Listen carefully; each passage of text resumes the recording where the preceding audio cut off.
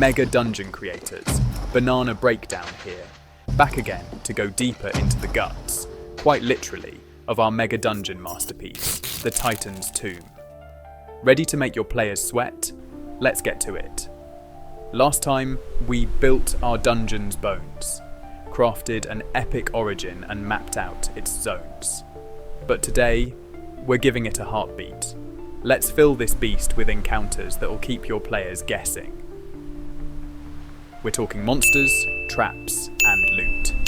By the end of this video, you'll have the tools to turn an empty Titan into a legend. Let's go. If you're new here, catch up with parts 1 and 2, and don't forget to subscribe for more tips coming soon. Alright, let's talk dungeon ecology. Yes, even in the bowels of a petrified Titan, something like nature finds a way. We're not just tossing random monsters into rooms like darts at a board. Think of it as creating a twisted food chain, or maybe a food pyramid where your players are at the bottom. Each zone in our Titan's Tomb offers unique features that are just begging for the right kind of creature to call it home. Let's take a quick tour, shall we? In the stomach area, acid pools, ideal for oozes and a hungry gelatinous cube. Maybe throw in an acid elemental formed from centuries of leftover stomach juice. Yum. In the lungs. The lungs are massive caverns filled with mists and gases. Perfect for air elementals, gas spores, or maybe even a lost clan of Aarakocra who decided it was home sweet home. In the veins and arteries.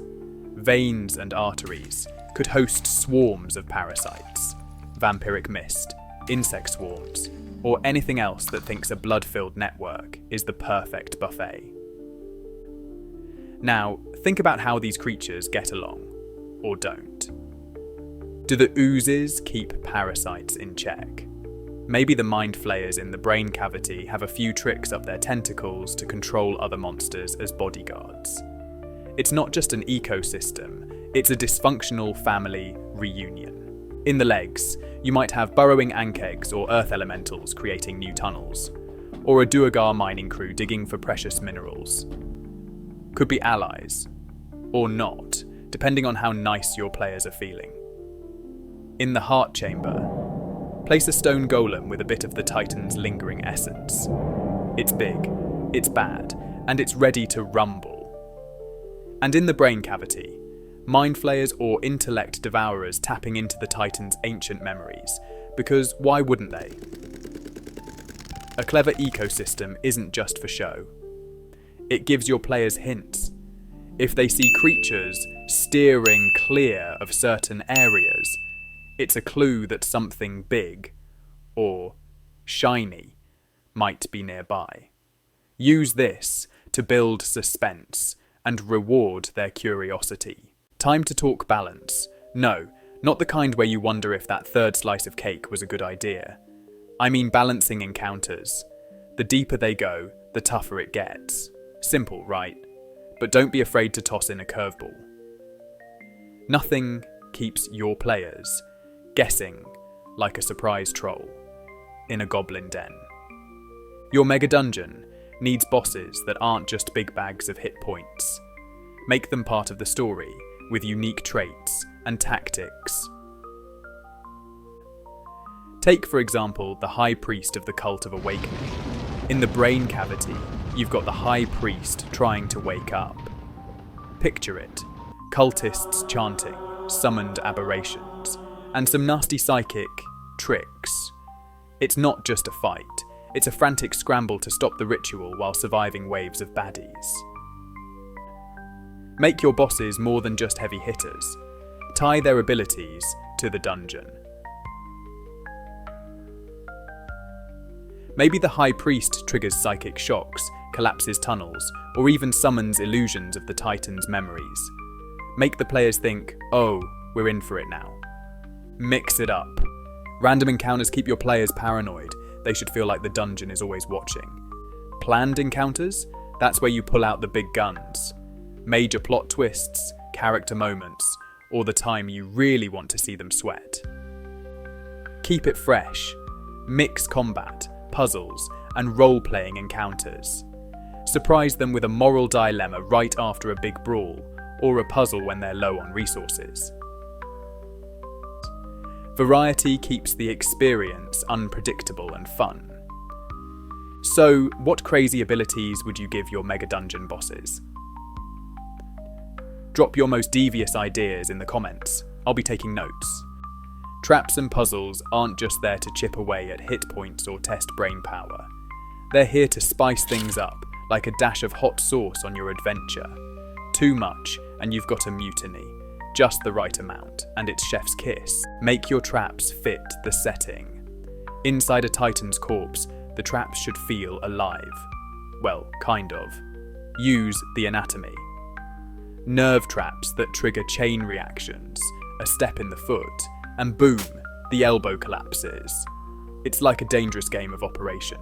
Think nerve traps. Step on a plate, trigger a reaction somewhere else. Keeps your players guessing, and hopefully out of the line of fire. Clever or digestive hazards, pools of acid in the stomach that eat through equipment. Suddenly, barefoot mode is the least of their worries. Puzzles should make sense. Manipulate ossified muscles to open doors or decipher runes to reveal paths. Encourage teamwork, or start arguments over who's actually read the monster manual. Runic inscriptions, ancient runes that provide clues or unlock secrets. Maybe even hint at the Titan's final thoughts. Ominous, right? Balancing difficulty. Challenge them, but don't break them.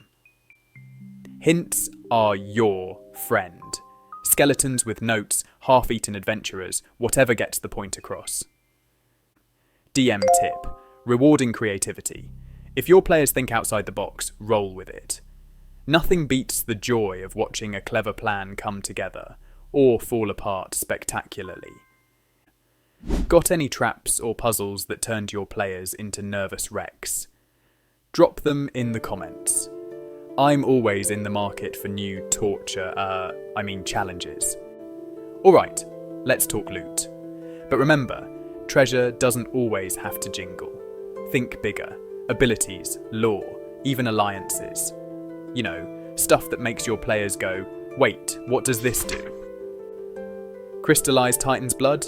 Crystals that power spells, boost strength, or explode? Who knows? Side effects may include awesomeness or unintended mutations. Ancient relics, items left behind by the Cult of Awakening or arcane explorers. A staff that talks to the Titan's spirit. A map that reveals hidden passages.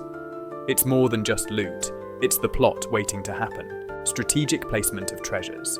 Rewards should feel earned. Beat a big boss, here's something shiny. Survived a gauntlet of traps, maybe a scroll of not dying horribly. Avoid the dreaded empty room syndrome, unless you enjoy that mix of hope and crushed dreams. Economy and game balance. Don't go overboard. Too much gold and your players stop buying castles. Too much power and they're flattening your villains like pancakes.